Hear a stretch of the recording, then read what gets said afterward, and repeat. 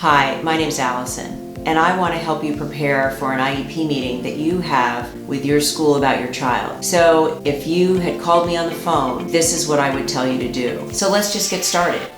The first thing you should do is sit down with your notebook that I hope you have and write down the purpose of the meeting. Who called the meeting? Did you request it, or did the request come from the school? Also write down who you believe will be in attendance at the meeting. This is very important to know going in what your understanding of the meeting is so that you're clear, but also it's not unheard of for a school district to call a meeting about something and then make it about something else. So it's really important to be clear and confident about what your understanding of the meeting is going into the meeting. The second thing I want you to do is write a really short email to the school district letting them know that you will be there and that you will be recording the meeting. Very important that you do that. The third thing that I want you to do is create a list of observations that you have about your child as a learner at home. They can be concerns associated with behaviors that you believe are associated with their disability, such that they can't pay attention or they get home at night and they're too tired. Behaviors associated with their disability are concerns for the IEP team, so I want you to make a list of those concerns and observations. Number 4, create a list of goals that you have for your child for the year. They may be different from the way that it is written in the IEP,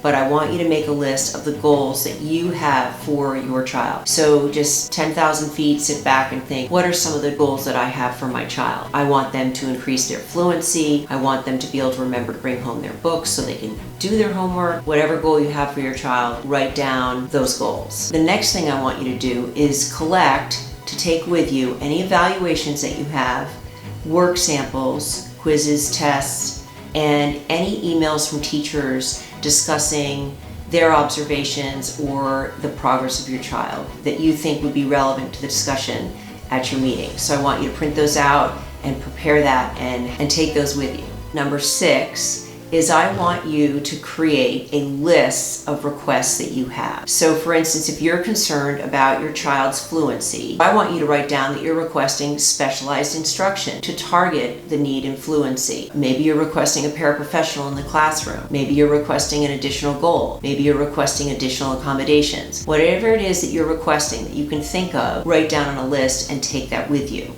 The reason why I want you to have these lists is because in the meeting, it can be stressful and you might forget some of the things that you wanted to bring to the table. So it's really important to thoughtfully write that down before the meeting. Another thing I want you to think about is what your role is as the parent. So your role as the parent is really you are the voice of the needs of your child. So it's really important to think about representing what their needs are. And you might have to push through some of your discomfort in the meeting to just make sure that you fully represent what those needs are to the best of your ability. So you're going to have to put your advocate hat on. And sometimes it can be intimidating, but don't be intimidated because you have to remember that you are the only expert on your child and your voice is extremely important, and I want you to know that you can share information about your child because you know your child best. And the most important thing I want you to know is in this meeting, you are an equal participant. So you're not a second-class participant and you're not sitting around the table with a bunch of experts. You're an expert as well, and you are an equal participant. And the last thing I want to tell you is it'd be a really good idea to bring someone with you if you could. A spouse, even a friend, someone to take notes, someone to be there for support. That would be great if you could take someone with you. It's really not a good idea to go to an IEP meeting alone. So that's my list. If you called me on the phone and said, what's your advice for an IEP meeting? That would be it in a nutshell. That would be my short list. You're going to be a great advocate for your child. Good luck and have a great meeting.